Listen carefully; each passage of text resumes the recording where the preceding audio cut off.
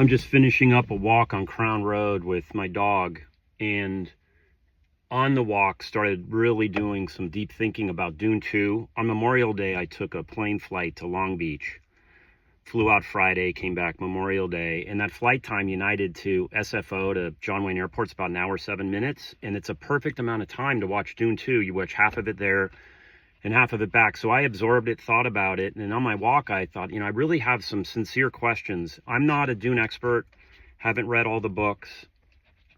I'm not meaning to disrespect the story or the movie. I think they're incredible.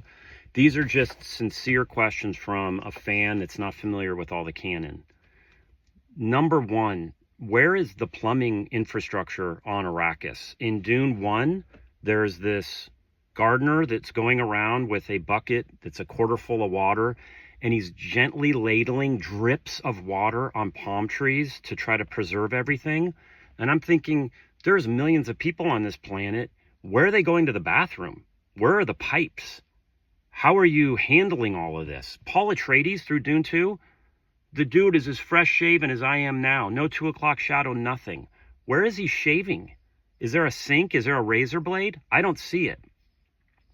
By the way, little side note, where are the kids?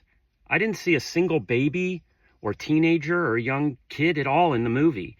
Do people have jobs? Do they commute? Are there factories? Where's the food?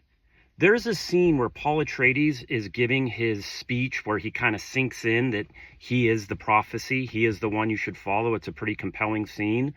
There is a chamber underground where there are at least 1 million people there. I don't know how people can even hear him. He doesn't have a microphone or anything. He's not giving a TED Talk with the little mouth microphone, that on his cheek. Everyone can presumably hear him and be like, oh, okay, you're the prophet now. Because I think I'd be in the back like, what did he say? Wait, is he the prophet? What did he say? He knows about that guy's grandma who became blind and they call this planet Dune. Oh, okay, he's our prophet right now. I don't understand that, but there's no food. Have you ever taken a family to like a large event? People are immediately thirsty and hangry. You need like food vendors everywhere. There's none. It's just a massive chamber, just people. This next question is very specific, and I think you should go pause here and go watch the scene where they attack a spice miner. It's an insane scene. It's a compelling action scene. These spice miners are like these big ships that dig up the sand and suck it up into presumably like a refining system in it that spits out the sand and keeps the spice. And these miners are dropped by these balloons. It looks like this evil Black Widow scorpion kind of technology where they're dropped on the ground on the sand and start scooping it up. And they're given air cover by these dragonfly ships that have pulse cannons.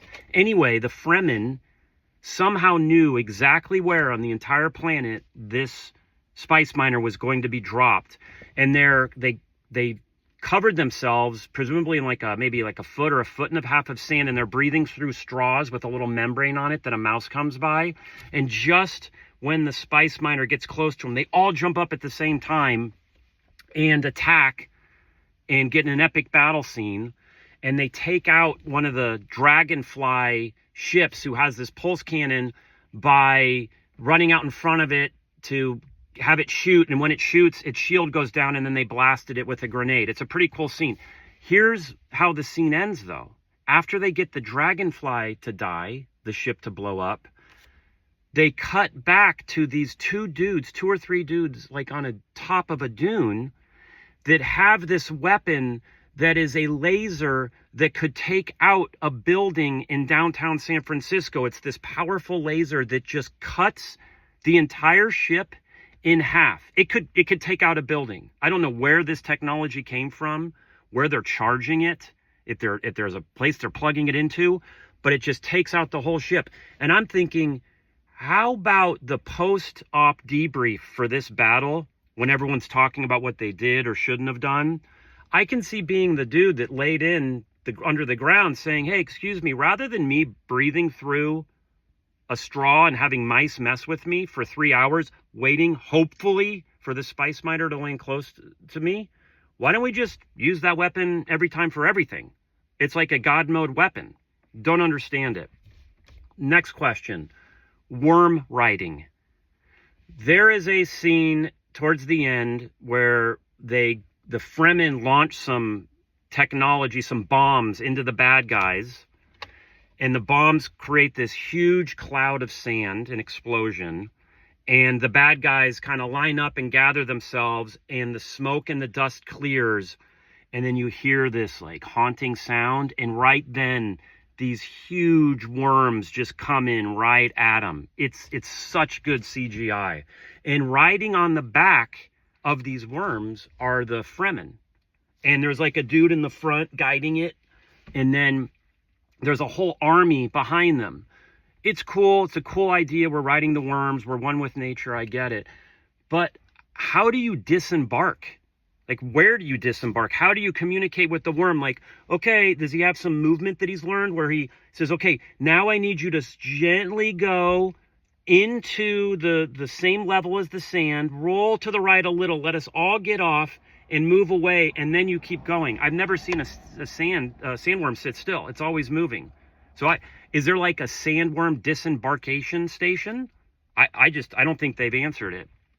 Next question is, and this is at the very end, Paul Atreides wins an epic knife fight at the end. Sorry, spoiler alert.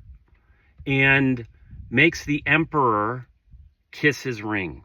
And meanwhile, all the other houses knew this fight was going to happen. All the other houses sent their spaceships to be in orbit of Arrakis. And they're saying, don't mess with the Emperor. If you do, we'll attack you. And Paul Atreides gets the Emperor, he wins a knife fight, gets the Emperor to kiss his ring, and then Paul Atreides is basically saying, like, I'm the Emperor now. And they make that announcement. They like have some sort of communication to all the other ships in outer space, in low orbit.